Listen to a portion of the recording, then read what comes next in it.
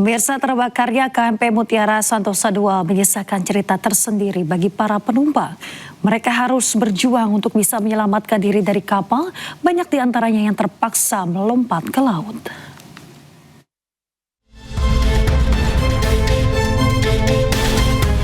Kebakaran hebat yang terjadi di kapal Mutiara Santosa dengan cepat menyebar ke badan kapal. Penumpang pun panik. Mereka berusaha menyelamatkan diri dengan berbagai cara. Salah satunya adalah dengan melompat ke laut. Dua penumpang yang selamat membagikan cerita detik-detik saat kapal terbakar.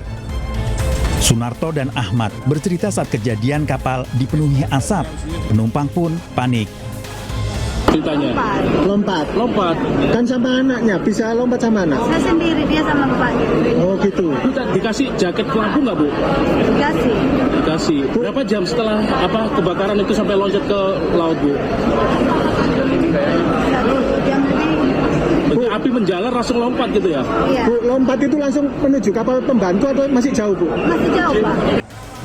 Dari data Basarnas, korban yang tiba di Pelabuhan Tanjung Perak, 133 penumpang selamat, 5 meninggal dunia. Sementara jumlah korban yang hilang masih belum diketahui karena manifest penumpang masih simpang siur.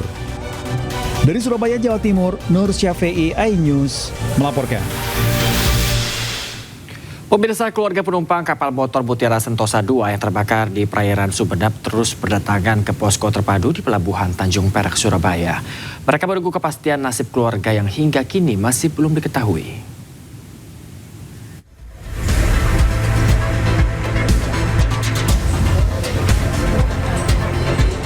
Keluarga penumpang kapal Mutiara Santosa II mulai mendatangi terminal penumpang Gapura Surya Nusantara di Pelabuhan Tanjung Perak, Surabaya.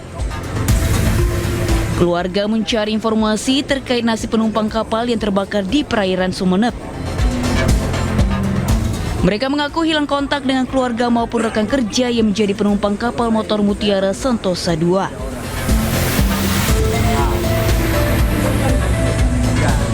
Ketika kabar tentang terbakarnya kapal ini sudah tersiar, HP-nya sudah tidak bisa dihubungi begitu. Tapi kayaknya operator dan tim yang ada di sini nggak punya daftar juga begitu. Jadi saya bingung. Manifestnya penumpang belum keluar ya? Sementara kalau saya cocokkan dengan pengakuan operator atau tim yang ada di sini, status dari adik saya itu semalam waktu mau berangkat, dia adalah kapal ini begitu. Nah, dia berstatus persiapan berangkat. Sementara itu, pemerintah Kabupaten Sumeneb bersama TNI Polri juga menyiapkan posko dan rumah sakit rujukan untuk memastikan penanganan korban berjalan cepat. Posko terpadu didirikan di Pelabuhan Kalianget dan posko kesehatan di 3 rumah sakit rujukan. Kita tadi sudah antisipasi juga pembuatan posko di 3 pulau-pulau yang terdekat di tempat terjadinya kejadian kebakaran kapal. Kemudian kita juga menyiapkan posko kecil di 3 rumah sakit rujukan yang ada di Kabupaten Sumeneb. Dalam kebakaran ini, 5 orang meninggal dunia, sementara 30 orang lainnya hilang masih dalam pencarian tim SAR. Tim Liputan iNews melaporkan. Keluarga salah satu penumpang kapal Mutiara Santosa II di Makassar, Sulawesi Selatan syok saat menonton siaran langsung kebakaran kapal di media sosial melihat sosok anggota keluarga mereka. Mereka berharap keluarga mereka ditemukan selamat.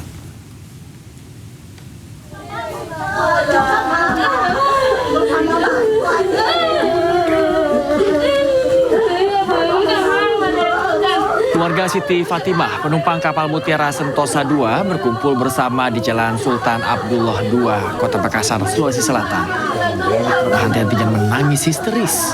Keluarga baru mengetahui Siti Fatimah berada di kapal Mutiara Santosa II setelah menyaksikan siaran langsung insiden kebakaran kapal di media sosial dan melihat sosok Siti Fatimah. Dugaan keluarga itu diperkuat setelah petugas Basarnas menghubungi untuk meminta keterangan data pribadi serta foto KTP sebagai bagian dari proses identifikasi.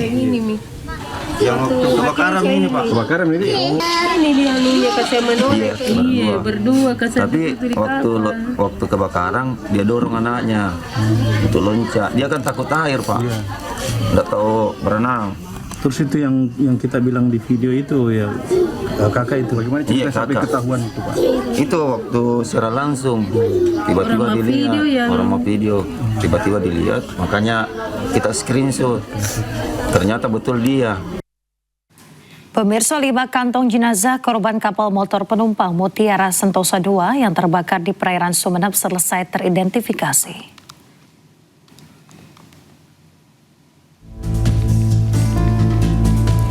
Data korban meninggal dunia yakni Sri Indaratmo Wijaya 47 tahun, alamat Pati, Jawa Tengah. Kemudian ada Siti Fatimah 57 tahun, alamat Makassar, Sulawesi Selatan. Sari Sukoco 39 tahun, alamat Tulung Agung, Jawa Timur. Rido Eka Putra 48 tahun, alamat Sumatera Barat. Dan Yedi Hendrawan 63 tahun, alamat Kapuas, Kalimantan Tengah.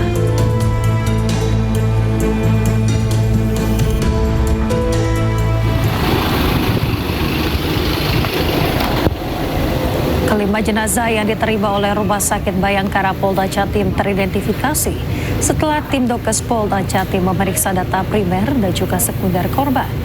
Selanjutnya tim Dokes dan juga pihak Rumah Sakit RS Bayangkara Polda Jatim langsung menyerahkan jenazah ke pihak keluarga untuk segera disemayamkan. Di sisi lain, operasi pencarian korban lainnya oleh tim gabungan terus dilakukan. Saat ini operasi DIY tetap masih berjalan sampai dengan ditentukan selesai oleh Basarnas atau BPBD. Kemudian bagi keluarga masyarakat yang kehilangan yang akan memberikan data, kami persilakan untuk memberikan informasi. 62 penumpang korban kebakaran KMP Mutiara Sentosa II tiba di Pelabuhan Masa Lembu, Kabupaten Sumeneb, Jawa Timur. Seluruh korban dievakuasi dengan selamat dan mendapatkan perawatan medis.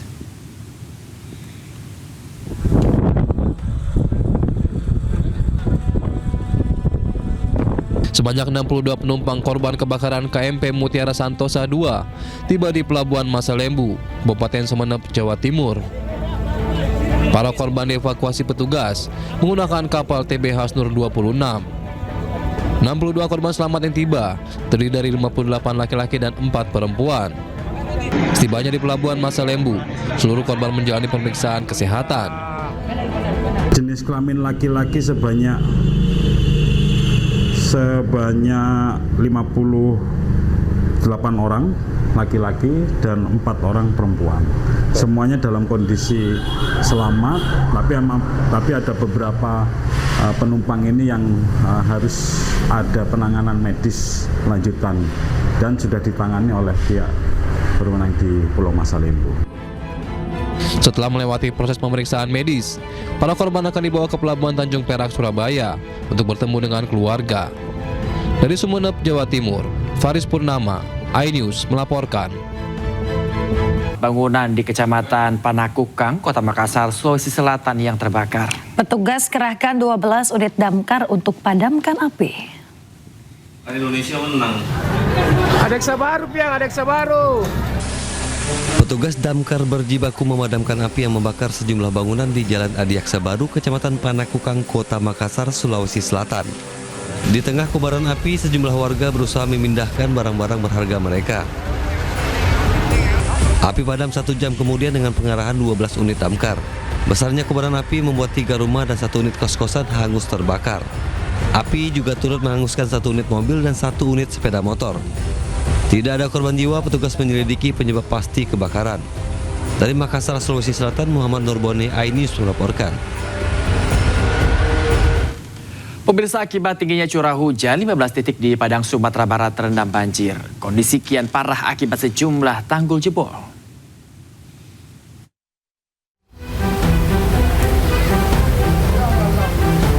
Belas titik banjir menggenangi sejumlah lokasi di Kota Padang, Sumatera Barat. Kecamatan Kuranji menjadi lokasi terparah. Selain berdekatan dengan sungai, jebolnya sejumlah tanggul membuat banjir di Kecamatan Kuranji kian tak terkendali. Akibatnya air bah bercampur lumpur menggenangi permukiman warga. Warga pun terpaksa mengungsi ke lokasi aman. Tiba-tiba dia datang dari arah ke atas, Pak. Air langsung mendadak tiba-tiba besar, langsung tanggul itu sudah tidak terkendali itu. Jebol ya? Jebol, akhirnya anak-anak kerja sampai ke sawah ini.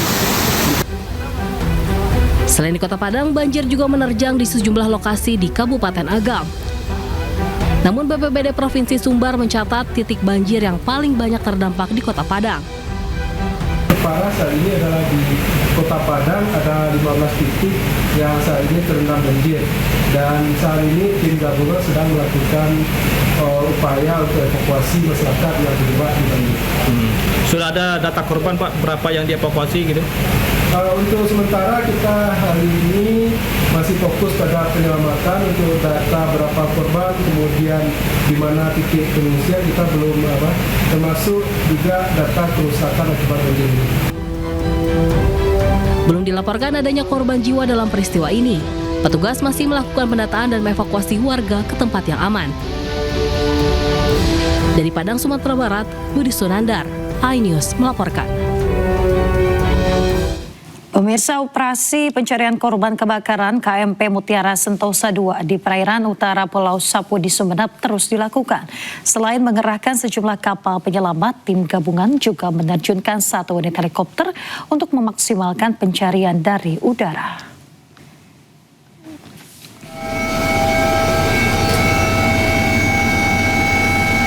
Pemirsa, tim gabungan menerbangkan 1 unit helikopter untuk melakukan pengamatan dari udara dan juga menyisir lokasi kebakaran KMP Mutiara Sentosa II. Langkah ini dilakukan untuk menjangkau area yang sulit terlihat dari permukaan laut sehingga proses pencarian dan evakuasi dapat berjalan lebih cepat. Operasi pencarian hingga kini masih terus dilakukan dengan melibatkan kapal perang, KRI Nala TNI Angkatan Laut, KN Permadi Basarnas, Polairut Polda Jawa Timur, dan berbagai unsur SAR gabungan lainnya termasuk nelayan.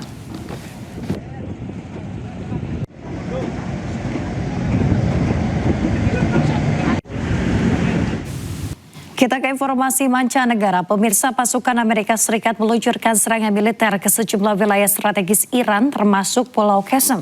Selain fasilitas militer, serangan tersebut juga menghantam permukiman dan menewaskan 1 keluarga termasuk anak-anak.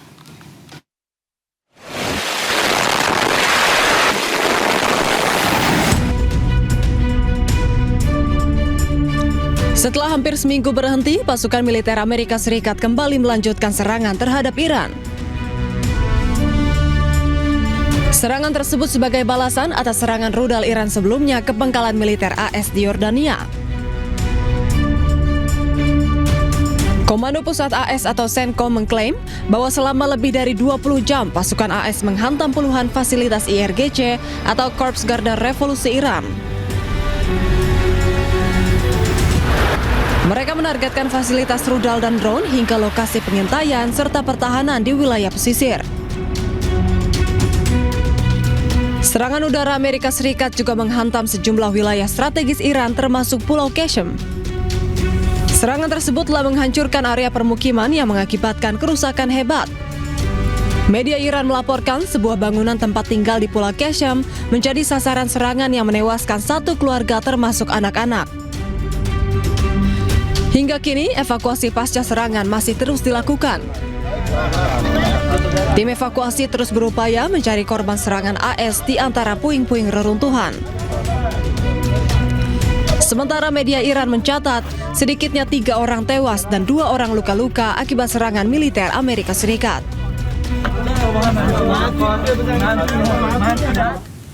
Pemirsa, serangan Amerika Serikat ke Pulau Qasem, Iran turut memakan korban jiwa. Di antaranya adalah anak-anak.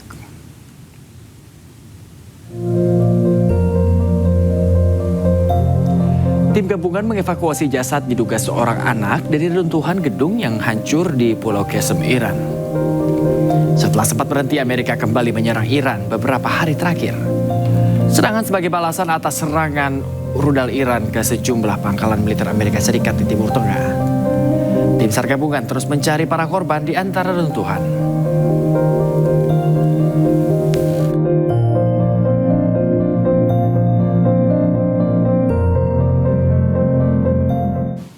Pemirsa, Presiden Amerika Serikat Donald Trump tegaskan akan menyerang balik Iran. Serangan akan dilakukan dengan sangat keras.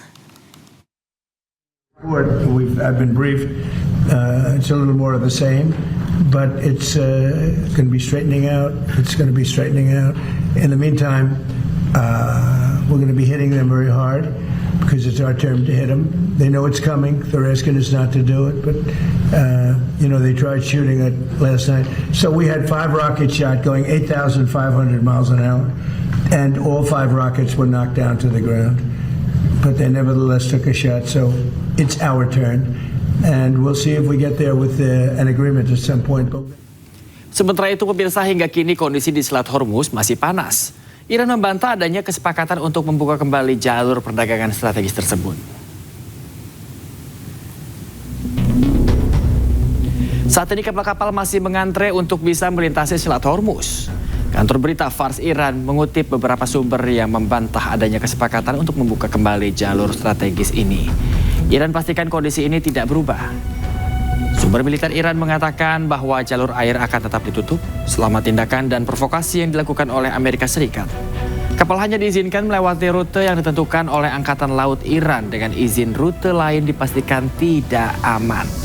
Presiden Amerika Serikat Donald Trump mengatakan telah menghentikan serangan yang direncanakan terhadap Iran. Tak hanya itu, pemirsa, Teheran dan negara-negara Timur Tengah lainnya telah meminta waktu untuk mencapai kesepakatan.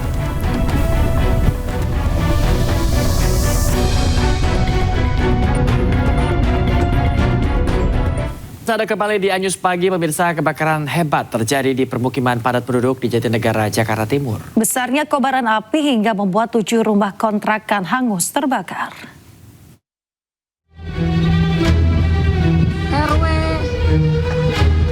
Kebakaran melanda 7 rumah petak di Jalan Cipinang Besar Utara, Jatinegara, Jakarta Timur. Banyaknya bahan yang mudah terbakar membuat api cepat membesar. Rumahnya dekat rumah Bang Oyon ini. Ya, dekat rumahnya Bang Oyon. Warga yang panik berupaya memadamkan api dengan alat seadanya. Petugas mengerahkan 12 unit damkar ke lokasi. Api padam 30 menit kemudian. Tidak ada korban jiwa akibat kebakaran ini. Hingga kini penyebab kebakaran masih dalam penyelidikan petugas. Dari Jakarta, Rio Manik, iNews melaporkan. Satu ruko 3 lantai yang menjual minyak eceran dan tabung gas di Palembang, Sumatera Selatan ludes terbakar. Api baru dapat dipadamkan setelah 6 unit pemadam kebakaran Kota Palembang diterjunkan ke lokasi.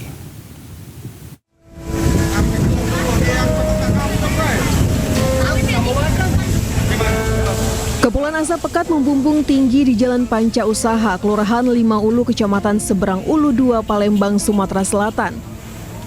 Kencangnya hembusan angin dan banyaknya material yang mudah terbakar membuat api dengan cepat membesar dan menghanguskan satu ruko 3 lantai yang berisikan minyak eceran dan tabung gas. Sebanyak 6 unit pemadam kebakaran Kota Palembang diturunkan ke lokasi untuk memadamkan api.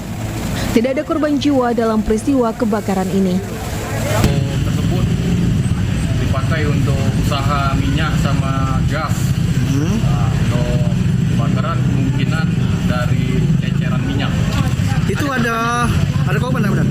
Korban untuk saat ini belum ada. Pihak kepolisian masih melakukan penyelidikan guna mengetahui penyebab pasti kebakaran dengan melakukan olah tempat kejadian perkara. Dari Palembang, Sumatera Selatan, Muhammad David, iNews melaporkan. Pemirsa, 3 orang terluka akibat kecelakaan beruntun yang melibatkan 5 kendaraan di Kabupaten Pasaman, Sumatera Barat. Diduga kecelakaan disebabkan rem truk yang tidak berfungsi. Awas! Awas! Kecelakaan beruntun yang melibatkan 5 kendaraan terjadi di ruas Jalan Lurah Berangin, jalur lintas Bukit Tinggi Medan, Kecamatan Bonjol, Kabupaten Pasaman, Sumatera Barat. Insiden di jalur yang dikenal rawan kecelakaan ini mengakibatkan 3 orang luka-luka dan harus menjalani perawatan medis.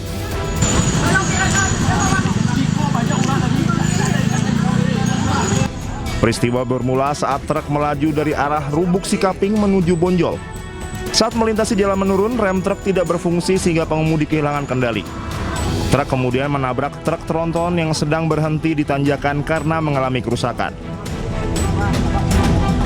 Benturan tersebut membuat truk tronton terdorong mundur dan menghantam 3 mobil yang berada di belakangnya. Setelah menabrak 3 mobil, truk tronton keluar dari badan jalan dan terjun ke jurang sedalam sekitar 30 meter.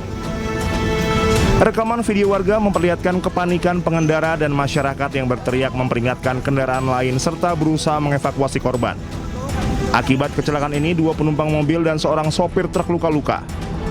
Seluruh korban dievakuasi ke Rumah Sakit Umum Daerah Tuanku Imam Bonjol, Lubuk Sikaping untuk mendapatkan perawatan. Kendaraannya terlibat, sementara kita data itu ada 5, 3 kendaraan minibus, 1 mobil truk besar, 1 lagi mobil truk engkel. Korban sampai hari ini jumlah ada 3 ya. Memang tadi malam kita 2 masuk rumah sakit. Kemudian ada 1 lagi supir yang awalnya mungkin luka. Saat ini penyebab pasti kecelakaan masih dalam penyelidikan Satlantas Polres Pasaman. Pengendara yang melintas di jalur ekstrim Lurah Berangin diimbau selalu memeriksa kondisi kendaraan dan meningkatkan kewaspadaan. Dari Pasaman, Sumatera Barat, Ari Yohanes, iNews melaporkan.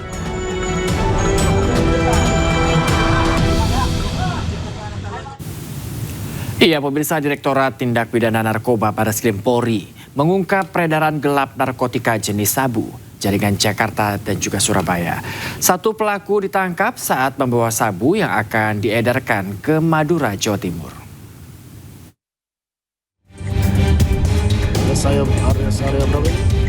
Tim Direktorat Tindak Pidana Narkoba Barreskrim Polri mengungkap peredaran gelap narkotika jenis sabu jaringan Jakarta, Surabaya. Pengungkapan berawal dari informasi adanya seseorang yang membawa sabu dari Jakarta menuju Surabaya. Petugas kemudian melakukan penyelidikan dan pengawasan terhadap tersangka di Terminal Pulau Gebang, Jakarta. Petugas menggeledah tas ransel milik tersangka dan menemukan 1 kantong plastik yang berisi narkotika jenis sabu dengan berat 100 gram. Subdit 3 Direktorat Tindak Pidana Narkoba Barreskrim Polri telah melaksanakan serangkaian penindakan terhadap jaringan peredaran gelap narkotika golongan 1 jenis sabu yang dikemas dalam plastik ziplock. Tersangka yang merupakan residivis kasus narkotika ini sudah melakukan modus yang sama sebanyak 2 kali, membawa dan mengedarkan narkotika di daerah Surabaya dengan harga jual berkisar 35 juta hingga 40 juta dalam kemasan 1 buah plastik ziplock ukuran yang sama. Tersangka mengaku mendapatkan barang tersebut dari seorang pria bernama Iwan Sebastian alias Koh Iwan. Keduanya diketahui pernah bersama-sama menjalani pidana di Lapas Narkotika Cipinang. Rencananya sabu ini akan diedarkan di wilayah Bangkalan, Jawa Timur. Dari Jakarta, Helmi Sajangbati, iNews melaporkan.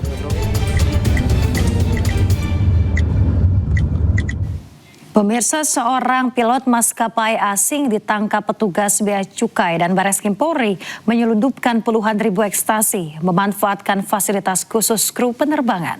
Pelaku merupakan warga negara Malaysia, bahkan menyiapkan urin pengganti untuk memasukkan tes urin.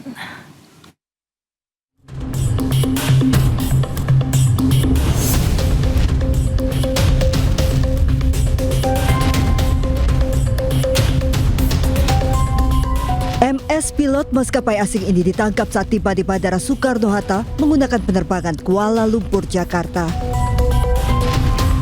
Saat pemindaian X-ray, petugas Bea Cukai mencurigai isi koper warga negara Malaysia ini. Tersangka menggunakan jalur khusus kru penerbangan kemudian diarahkan untuk diperiksa kopernya. Hingga petugas Bea Cukai menemukan 26 kg narkotika jenis ekstasi atau 70.000 lebih butir ekstasi tersembunyi dalam kopernya. Petugas juga menemukan 4 gram sabu yang diduga digunakan untuk keperluan pribadi tersangka. Tak hanya itu, tersangka ternyata juga menyiapkan botol plastik kecil berisi urin yang diduga akan digunakan untuk memalsukan tes urin. Jalur pilot tersendiri, jalur kru ya, kru pilot tersendiri. Kemudian juga mungkin penanganan bagasinya tersendiri. Hal itulah yang mungkin membuat sindikat merasa melalui pilot ini aman. Hasil tes urin Dokes Polri tersangka positif sabu dan kokain. Temuan ini menguatkan dugaan tersangka menggunakan narkotika saat terbang atau bertugas sebagai pilot. Bareskrim Polri juga menduga tersangka bagian dari jaringan narkotika internasional karena tersangka mengaku sudah 3 kali membawa narkotika ke Indonesia, 2 kali tujuan Jakarta dan 1 kali tujuan daerah lain. Tersangka dijerat pasal berlapis, terancam hukuman mati. Dari Tangerang, Banten, Hasnugara, iNews melaporkan.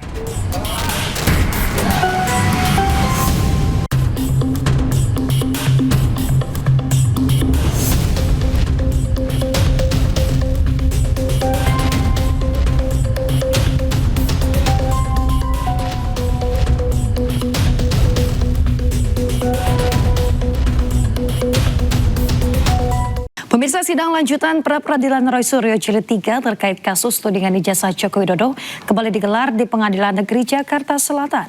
Sidang beragendakan penyerahan bukti dan mendengarkan keterangan ahli dari pihak termohon.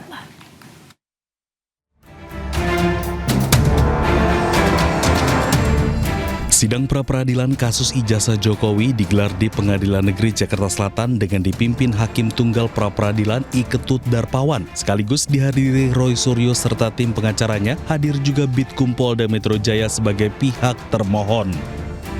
Sidang kali ini mengagendakan penyerahan bukti dan mendengarkan keterangan ahli dari pihak termohon.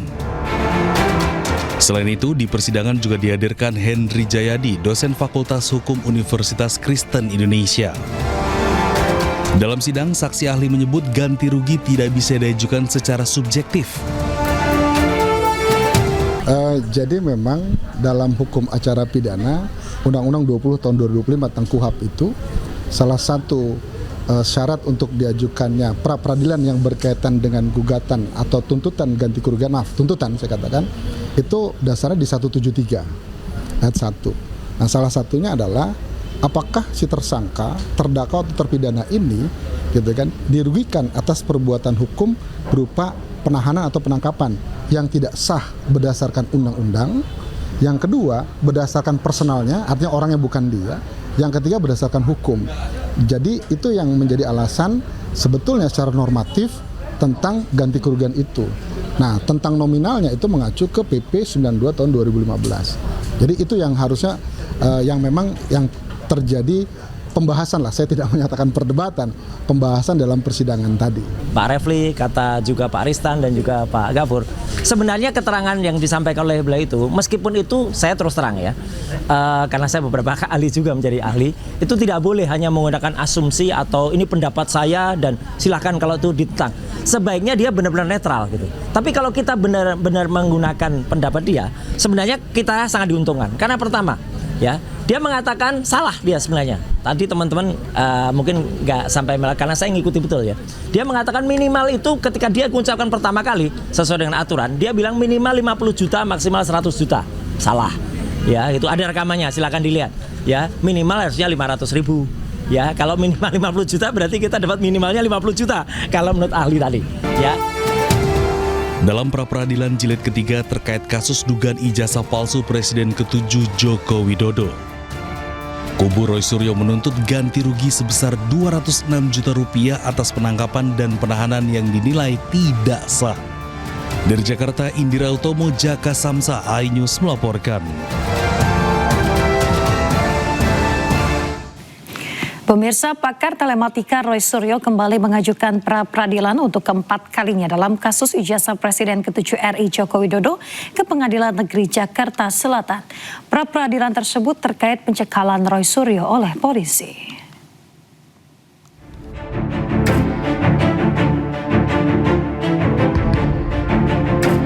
Pakar telematika Roy Suryo kembali mengajukan pra-peradilan untuk keempat kalinya dalam kasus ijazah Presiden ke-7 Republik Indonesia Joko Widodo ke Pengadilan Negeri Jakarta Selatan.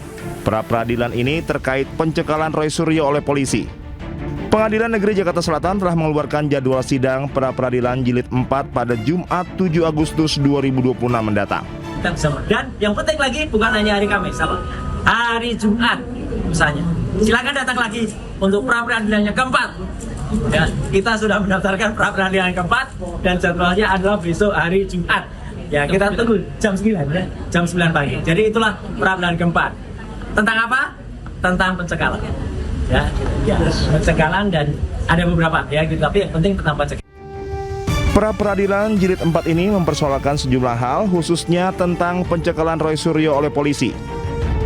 Pasca ditetapkan sebagai tersangka kasus ijazah Jokowi, termohon dalam gugatan pra-peradilan jilid 4 ini masih sama, yakni Polda Metro Jaya dan Kejari Jakarta Selatan.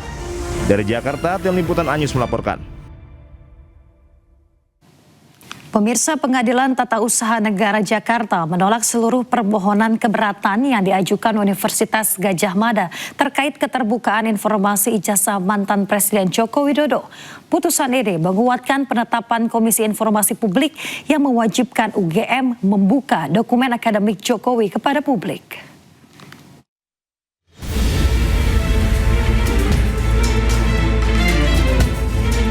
Pengadilan Tata Usaha Negara Jakarta menolak seluruh permohonan keberatan yang diajukan Universitas Gadjah Mada terkait keterbukaan informasi ijazah mantan Presiden Joko Widodo. Putusan ini menguatkan penetapan Komisi Informasi Publik yang mewajibkan UGM membuka dokumen akademik Jokowi kepada publik. Selain menolak banding UGM, Majelis Hakim juga membebankan biaya perkara sebesar Rp648.500 kepada pihak UGM. Tim kuasa hukum bongkar ijazah Jokowi atau Bonjowi, Edi Hardu, menyebut putusan ini adalah kemenangan demokrasi. UGM pun diminta untuk segera membuka dokumen akademik milik Jokowi ke publik. Kemenangan rakyat, kemenangan demokrasi. Salah satu unsur penting dalam demokrasi itu adalah keterbukaan.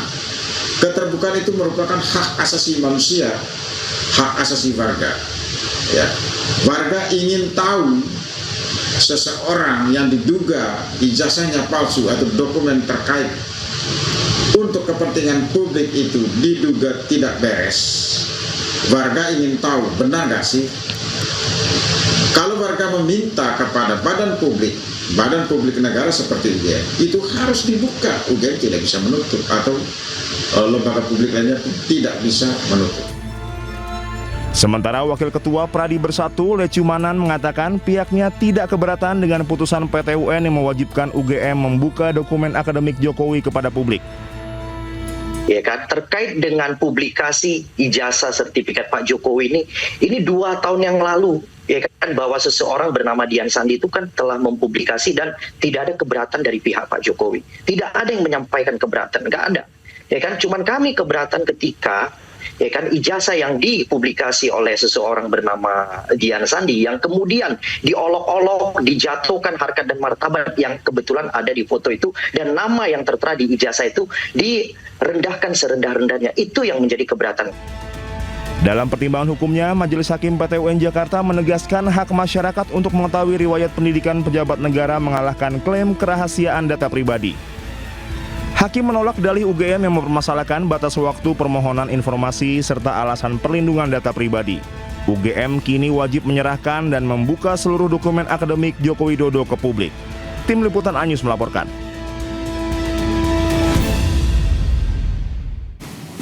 Pemirsa, Dewan Pengawas Komisi Pemberantasan Korupsi memastikan akan periksa staf administrasi KPK Setia Budi Dias Oktavianto yang menjadi tersangka dugaan pemerasan Bupati Pemalang nonaktif Anom Widiantoro. Pemeriksaan itu dilakukan sebagai bagian dari evaluasi internal Dewas KPK agar peristiwa serupa tak terulang kembali.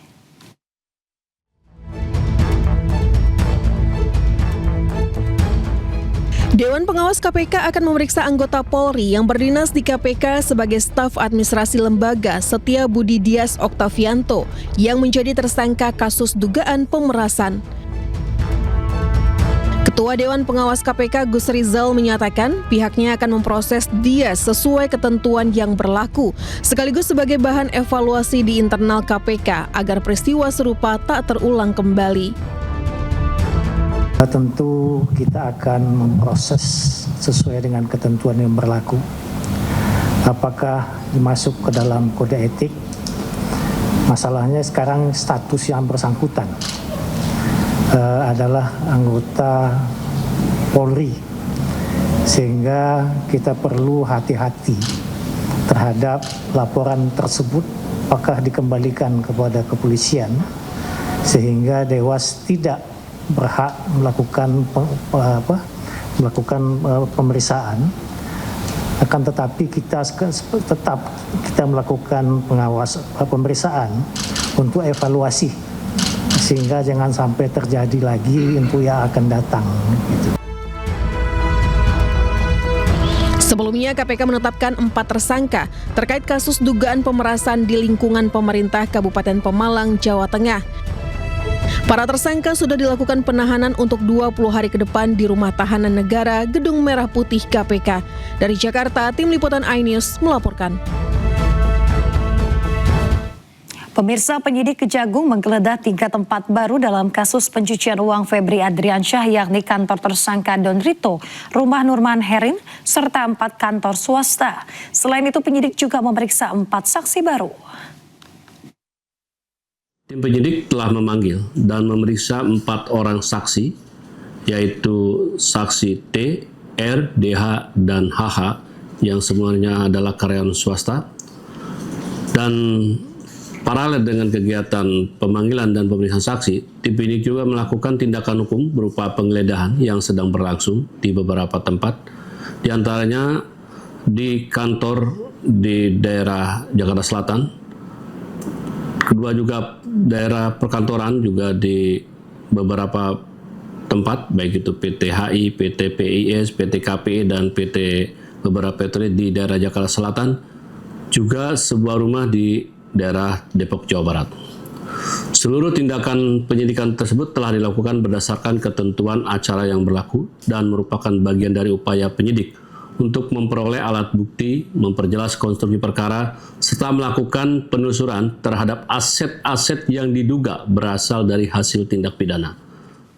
Pemirsa, jelang sidang banding yang digelar Rabu esok, kuasa hukum Nadiem Makarim siapkan sejumlah bukti dan ahli.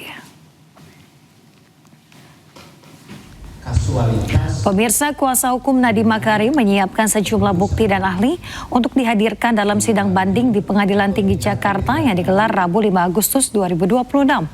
Tim Nadiem menyebut ahli yang dihadirkan di sidang banding tersebut tidak diperiksa dalam sidang tingkat pertama. Pihak Nadiem Makarim berharap Pengadilan Tinggi mengizinkan ahli diperiksa agar putusan yang diambil dibangun di atas fakta persidangan yang utuh. Dengan keputusan. Selain itu, pemirsa, temuan Komisi Yudisial terkait indikasi dugaan pelanggaran kode etik dari 4 hakim yang menangani kasus Nadiem juga menjadi dasar tim kuasa hukum Nadiem mengajukan banding. Pada 30 Juni 2026, Nadiem Makarim divonis 10 tahun penjara dalam kasus dugaan korupsi pengadaan Chromebook dan Chrome Device Management. Hakim juga menghukum Nadiem membayar denda 1 miliar rupiah dan uang pengganti 809 miliar rupiah. Kami juga menambahkan bahwa kami juga menghadirkan kembali ahli yang kemarin sempat diperiksa di tingkat pertama. Ada saksi ahlinya Pak Ganjar dan Pak Arik Marwata. Semoga juga Hakim Pengadilan Tinggi mengizinkan untuk saksi ahli ini diperiksa supaya lebih memperjelas tentang hukum pidana yang dimaksud dalam proses kasus ini. Minggu lalu Komisi Yudisial telah membuat konferensi pers yang menjelaskan bahwa ada indikasi, ya, sudah ditemukan indikasi kuat adanya pelanggaran etik oleh majelis hakim yang memeriksa perkara Nadiem tingkat pertama. Pemirsa, dalam rangka Hari Anak Nasional, sebuah gelaran spesial digelar untuk menjadi ruang ekspresi anak. Dengan berbagai kegiatan menarik, kegiatan ini menjadi wadah untuk menggali potensi anak.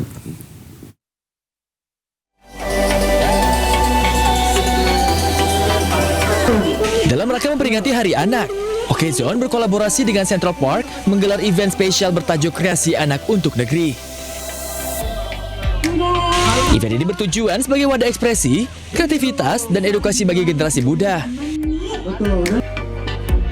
Berbagai rangkaian kegiatan seru digelar mulai dari lomba mewarnai untuk anak usia 4 tahun ke atas, kreativitas face painting, hingga parenting talk show yang sangat bermanfaat bagi para orang tua. kita ke depan tentu akan membuat event seperti ini, lomba mewarnai akan lebih besar lagi, lebih banyak peserta lagi, karena ini event kedua kita tahun lalu kita selenggarakan di Kandangan Jurang di Tangerang Selatan. Tahun ini kita laksanakan di sini untuk kreasi anak negeri. Jadi ini event tahunan. Semoga tahun depan bisa lebih besar, lebih banyak peserta lagi gitu. Tak hanya itu, suasana semakin hangat dan interaktif dengan kegiatan Family Fun Sport serta sesi foto dan main bersama karakter Kiko yang sangat disukai anak-anak. Sangat penting sekali Mbak gitu ya. Kebetulan memang tiap minggu kalau ada acara ini pasti akan saya dorong dan ikut gitu ya. Acara ini benar-benar sangat positif banget, terus banyak manfaat sekali di mana anak-anak bisa berkreasi, berkreativitas gitu ya. Itu sangat bagus sekali. Puncak kemeriahan acara ditutup dengan panggung Music Zone spesial Hari Anak yang menampilkan musisi-musisi cilik bertalenta. Melalui kegiatan kreasi anak untuk negeri, diharapkan dapat terus memberikan ruang bagi anak-anak Indonesia untuk mengasah kreativitas dan potensi diri sejak dini. Dari Jakarta, Hadisti Arifa, Damar Wicaksono, Dila Aulia, A-News melaporkan. Ya, pemirsa, sebuah produsen permen anak turut berpartisipasi dalam rangka memperingati Hari Anak Nasional. Pasalnya, peringatan ini menjadi momen yang tepat untuk mendorong kreativitas anak-anak.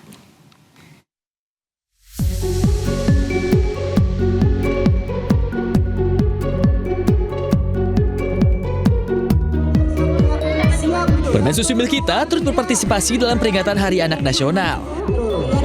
Kali ini Milkita menjadi salah satu sponsor dalam mendukung lomba mewarnai sejalan dengan kampanye kreasi Ngemilk Seru Milkita yang bertujuan mendorong kreativitas anak-anak Indonesia.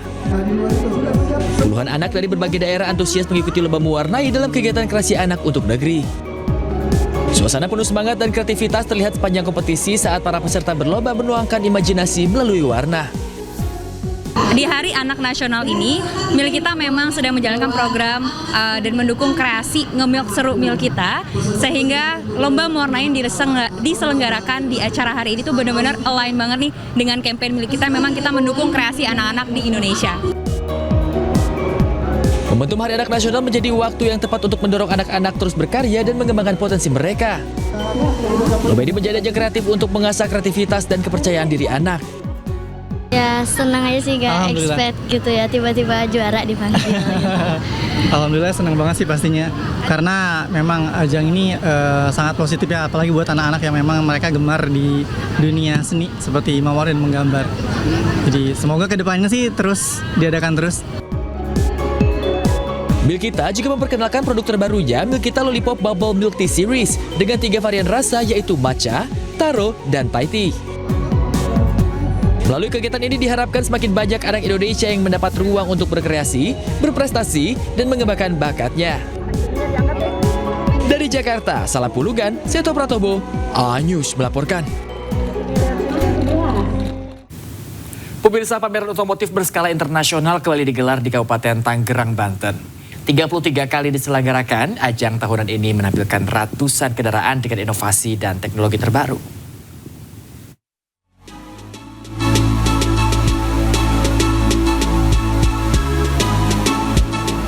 Dengan memanfaatkan 11 hall pameran, Gias menghadirkan lebih dari 65 produsen kendaraan bermotor. Dengan menampilkan beragam jenis kendaraan, antusiasme pengunjung begitu tinggi untuk menghadiri langsung pameran otomotif terbesar ini. Fokus utama pameran tahun ini terletak pada pengembangan teknologi kendaraan ramah lingkungan dan fitur keselamatan canggih. Masyarakat bisa melihat langsung peluncuran berbagai kendaraan listrik terbaru serta kendaraan dengan sistem kecerdasan buatan.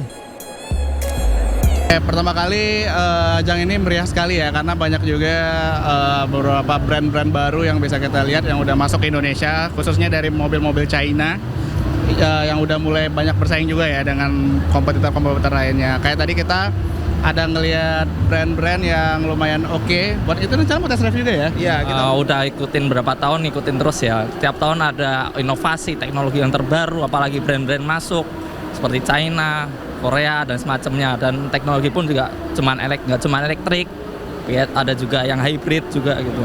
Oke, menarik sekali. Para pengunjung juga dapat merasakan langsung performa kendaraan di area uji coba kendaraan dengan lintasan khusus yang disediakan di area terbuka. Kemudian akses pembelian tiket secara daring maupun langsung di lokasi juga menjadi nilai plus pameran otomotif terbesar ini. Dari Kabupaten Tangerang, Banten, Hadisti Arifah, Zulkarnain, iNews melaporkan. Pemirsa, pembukaan cabang baru toko furniture di Bekasi, Jawa Barat menarik perhatian pengunjung. Dengan program lelang spesial, pengunjung dapat membeli berbagai produk dengan harga flash sale dengan harga pembuka mulai Rp1.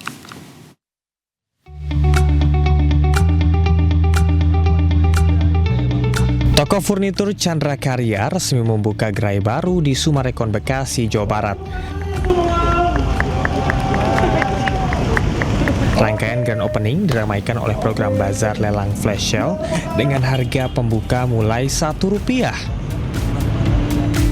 Pengunjung dapat memiliki berbagai produk, mulai dari spring bed, sofa, hingga furnitur rumah tangga. Pembukaan gerai baru di Bekasi menjadi bagian dari upaya memperluas jangkauan layanan sekaligus memberikan lebih banyak pilihan produk bagi masyarakat. Program Bazar Lelang digelar pada 1, 2, 8, dan 9 Agustus 2026 dan terbuka untuk umum dengan registrasi sebelum lelang dimulai. Lokasi ini adalah gerai ke-11 kami yang hadir di Indonesia dan kami selalu berkomitmen untuk menjadi tempat pilihan terbaik untuk belanja produk-produk branded spring bed, sofa, dan furniture sehingga masyarakat Indonesia dan sekelilingnya dapat menikmati kenyamanan hidup dengan furnitur matras yang sangat nyaman dengan harga yang terjangkau. Pastikan Anda hadir di acara ini karena acara lelang produk baru nawar mulai dari Rp1 masih ada beberapa sesi lagi dan Anda bisa mendapatkan berbagai macam produk dengan harga yang super fantastis. Oh ya, aku di Chandra Bazar ini aku nggak nyangka banget aku ikut lelang gitu. Lelangnya mulai dari RP1 dan aku dapat kasur elit gitu. Kasur elit waktu itu aku nanya-nanya ke Mbak salesnya gitu masih di harga 8 jutaan, 7 juta, 8 juta. Nah, di sini aku cuma dapat harga 3.600.000-an gitu. Benar-benar setengah harga banget sih. Kehadiran gerai ini diharapkan memberikan lebih banyak pilihan furnitur berkualitas dengan harga yang terjangkau. Dari Bekasi, Jawa Barat, Rizky Ihwal, Seto Purnomo, iNews melaporkan. Orang tewas setelah helikopter pemadam kebakaran bertabrakan saat operasi pemadaman kebakaran hutan di Attika, Yunani. Ya, kebakaran hutan Attika telah berlangsung lebih dari 2 hari dan sedikitnya ada 10.000 hektar hutan hangus terbakar.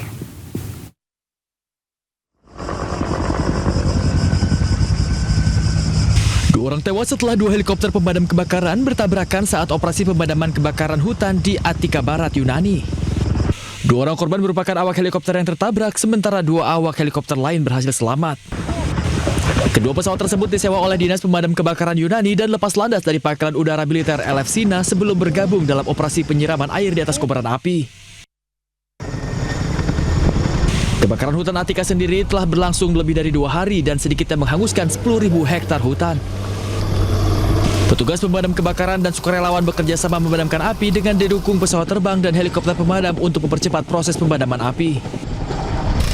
Sedikitnya 500 petugas pemadam kebakaran dikerahkan di seluruh Attika dan Boyotia. Angin kencang yang menerpa wilayah sekitar membuat operasi pemadaman berjalan lambat. Peristiwa ini pun mengakibatkan 200 rumah hancur atau rusak dan membuat pihak berwenang memerintahkan evakuasi kawasan dan beberapa permukiman yang berada di sekitar lokasi. Kebakaran hutan terjadi di negara bagian Utah, Amerika Serikat. Cuaca panas dan hembusan angin membuat api cepat merambat hingga mendekati permukiman warga.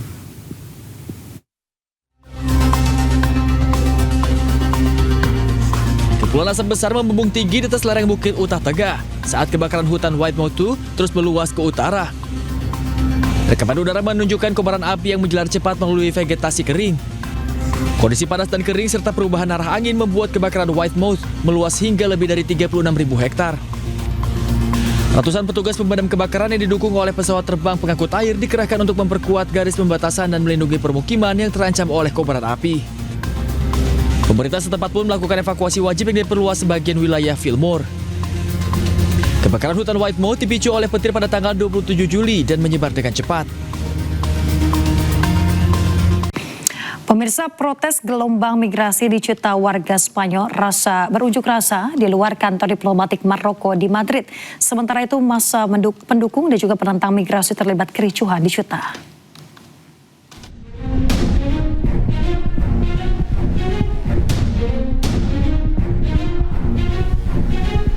Ribuan demonstran berkumpul di luar kantor diplomatik Maroko di Madrid, Spanyol untuk memprotes krisis migrasi di Ceuta. Para pengunjuk rasa menuduh pemerintah Maroko menggunakan gelombang migrasi untuk menekan Spanyol. Massa juga menyerukan pengawasan perbatasan yang lebih ketat. Aksi protes ini diorganisir oleh beberapa kelompok sayap kanan. Kericuhan pecah saat pendukung dan penentang migrasi warga Maroko saling berhadapan di Ceuta, Spanyol. Demonstran pro-migran mengibarkan bendera Spanyol selama unjuk rasa. Sementara itu, aktivis sayap kanan Vito Quiles meneriakan slogan anti-migran. Polisi anti huru-hara kemudian bergerak untuk memisahkan pihak-pihak yang bersiteru. Demonstrasi ini terjadi setelah 60.000 migran Maroko menyeberang ke Ceuta, Spanyol. Pihak berwenang Spanyol menyatakan setidaknya 72 migran Maroko tewas karena tenggelam dan berdesak-desakan. 14 orang tewas dan 20 lainnya luka-luka dalam serangan bom bunuh diri di dekat kantor polisi Kabul di distrik Swat, Pakistan.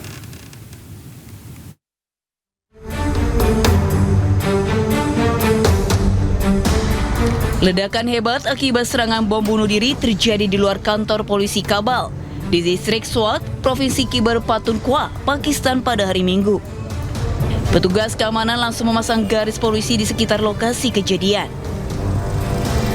Selain mengevakuasi para korban, polisi juga membawa satu jenazah ke rumah sakit yang diduga kuat merupakan tubuh pelaku bom bunuh diri. Naas akibat serangan bom bunuh diri ini, 14 orang tewas dan puluhan lainnya luka-luka dilarikan ke rumah sakit Sheikh Khalifa bin Zayed Al Nahyan. इत्तला के मुताबिक 32 लोग जो अभी तक हॉस्पिटल में आए हैं, जिनमें से 7 लोगों की कंफर्म डेथ हुई है और 2 लोगों की हालत अभी सीरियस है, उनके ऑपरेशन अभी ओटी में चल रहे हैं और बाकी जो स्टेबल मरीज हैं उनको सर्जिकल वार्ड में शिफ्ट कर दिया है. Sebelumnya, pelaku diketahui mencoba memasuki kantor polisi tetapi dihadang petugas sebelum akhirnya meledakkan bahan peledak di gerbang utama. Hingga saat ini, polisi masih menyelidiki siapa di balik serangan bom bunuh diri tersebut. Pemirsa, penjajah Israel kembali melakukan serangan udara di wilayah kota Gaza, Palestina.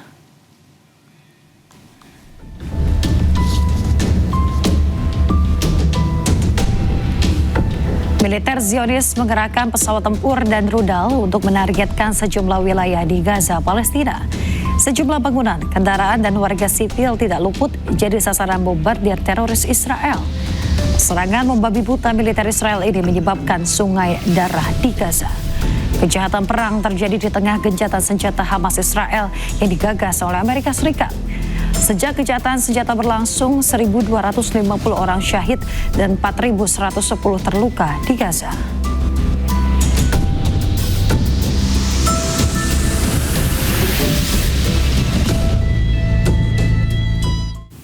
Pemirsa, belasan warga Palestina tewas akibat serangan udara teroris Israel di wilayah kota Gaza. Mirisnya, sebagian besar korban merupakan anak-anak.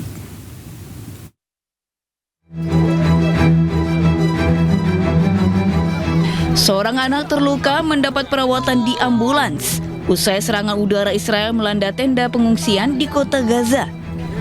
Para korban tewas maupun luka-luka langsung dilarikan ke kompleks medis Al-Shifa.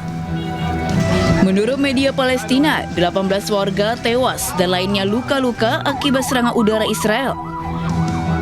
Mirisnya, sebagian besar korban merupakan anak-anak.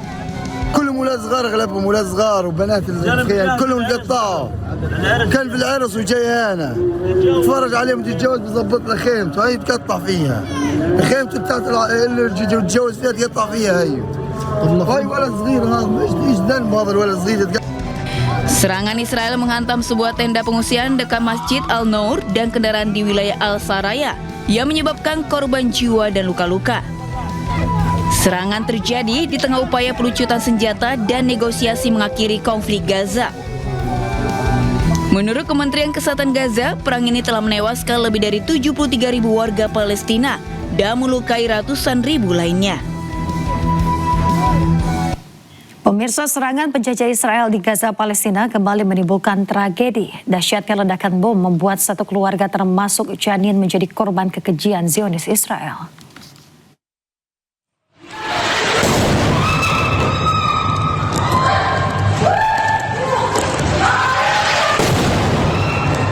Serangan udara Zionis Israel menghantam sebuah apartemen di kota Gaza.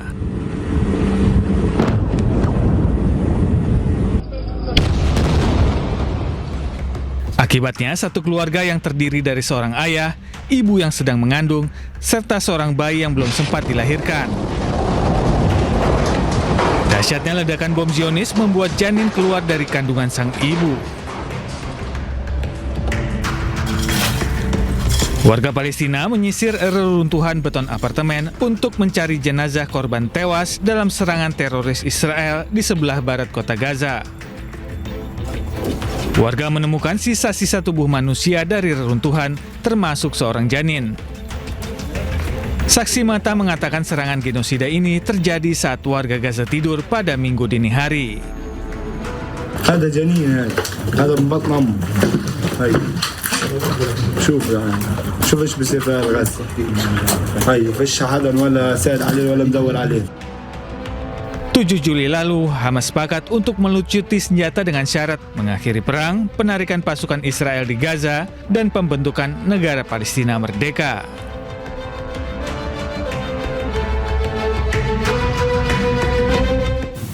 Sementara itu 7 orang terluka akibat serangan udara Zionis Israel di Al-Shati, Gaza.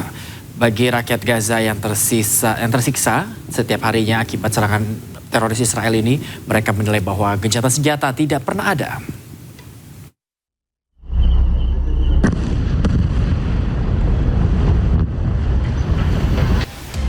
Serangan kembali terjadi di kamp pengungsi Al-Shati, Gaza, Rabu waktu setempat.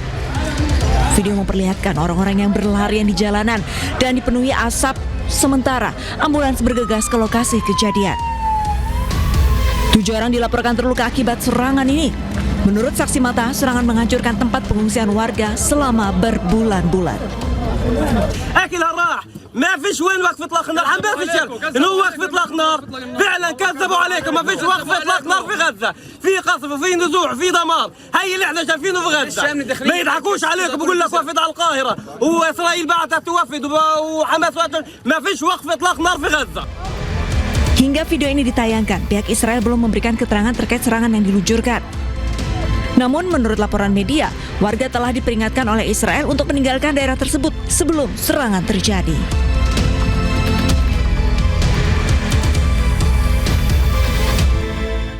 Warga Irak di kota Najaf bersama aktivis dan pendukung membuat instalasi tas merah muda. Ya, instalasi ini dibuat sebagai bentuk penghormatan kepada para siswa sekolah dasar Minab yang tewas.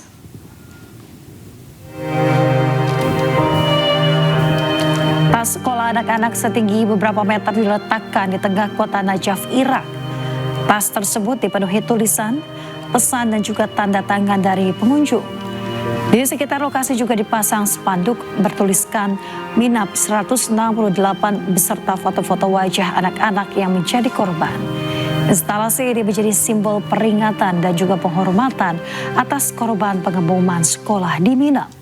Serangan yang terjadi pada hari pertama perang antara Amerika Serikat, Israel dan Iran menewaskan 168 orang, 120 diantaranya adalah anak-anak.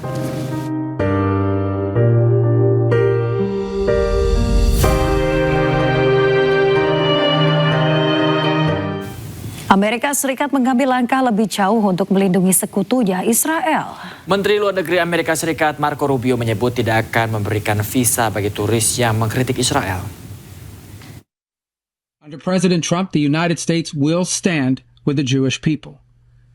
We have implemented a vigorous new visa policy that will prevent foreign nationals from coming to the United States to foment hatred against our Jewish community. We are holding international organizations and nations accountable for rhetoric against Israel that resurfaces in the manifesto of monsters like Iran and Sarah's killer. Meski ditolak masuk New York, namun Perdana Menteri Israel Benjamin Netanyahu tegaskan tetap akan berkunjung ke kota The Big Apple. Sementara itu, Wali Kota New York, Zohran Mamdani tegaskan tidak akan menyambut kedatangan penjahat perang.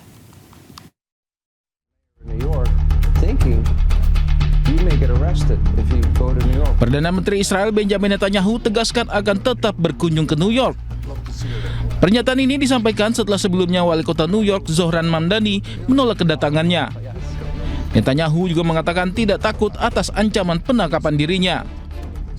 First of all, I'm going to New York. Yeah. I'd love to see you there when I go to the UN in September. You know, I moved to Florida. Well, you know, you can take a plane. I'll come up, yes. You can come, you've come to Washington, so you can go there, but I'm definitely going there. I'm going to speak the truth in front of this. You know, there's just hate-spewing elected official who's pitting one group of New Yorkers against the others. He's turning them against New York Jews. I mean, Wali Kota New York Zohran Mamdani pun kembali buka suara. Zohran dengan tegas menyatakan tetap tidak akan menerima kunjungan penjahat perang. And I want to make it very clear that that welcome ends with me. I will not be welcoming Benjamin Netanyahu or any other war criminals when they come to this city. And I do believe that our federal government should join the International Criminal Court and ensure that there is accountability when it comes to crimes against humanity. Sebelumnya, Mahkamah Pidana Internasional mengeluarkan surat perintah penangkapan Netanyahu dan sejumlah pejabat Israel lainnya pada tahun 2024.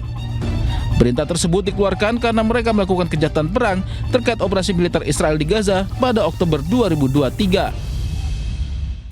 Pemirsa, para pengunjuk rasa berkumpul di dekat Gedung Putih di Washington DC mengecam kunjungan Perdana Menteri Israel Benjamin Netanyahu dan menuntut agar ia diadili atas tuduhan kejahatan perang.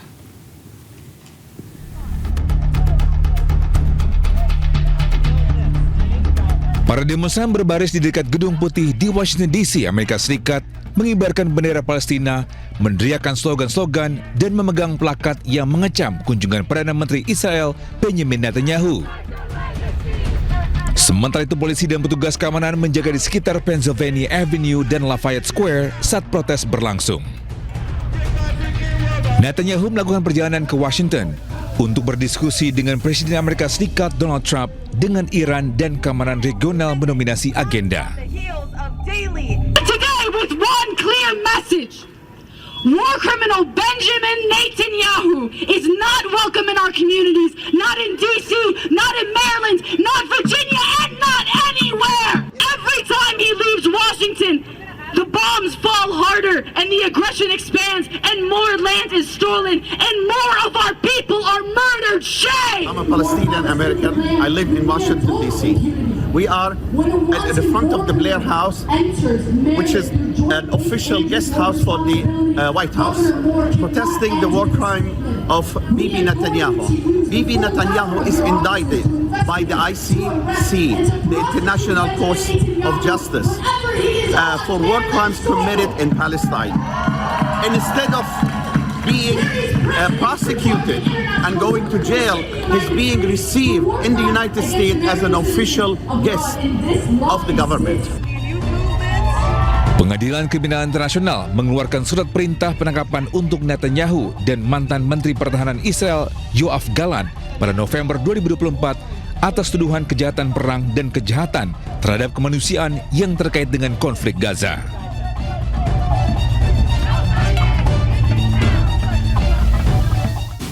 Konflik antara Amerika Serikat dengan Spanyol semakin memanas. Presiden Amerika Serikat Donald Trump memutus sebuah hubungan baik komersial dan resmi dengan Spanyol.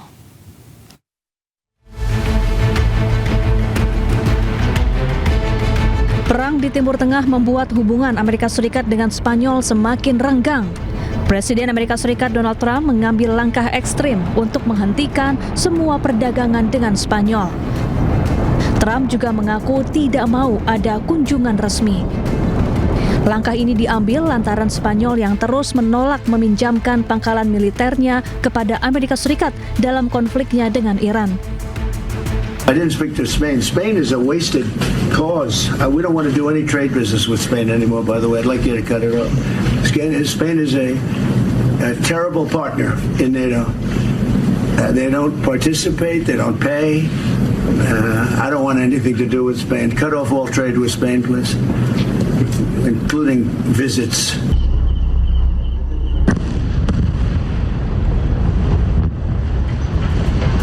Spanyol sendiri dikenal sangat vokal memberikan dukungannya kepada Palestina. Spanyol tegas tidak akan memberikan bantuan kepada Israel dan sekutunya. Durante estos últimos días habréis escuchado decir aquello de que España está sola. No. Esos fueron los mismos que nos dijeron cuando reconocimos el Estado de Palestina, que luego fueron todos los demás, que estábamos solos. No, nosotros no estamos solos, somos los primeros. Somos los primeros. Y os digo más. Os digo más. Lo estamos viendo ya. Estamos viendo como muchos otros gobiernos ya se están posicionando en contra de esta guerra.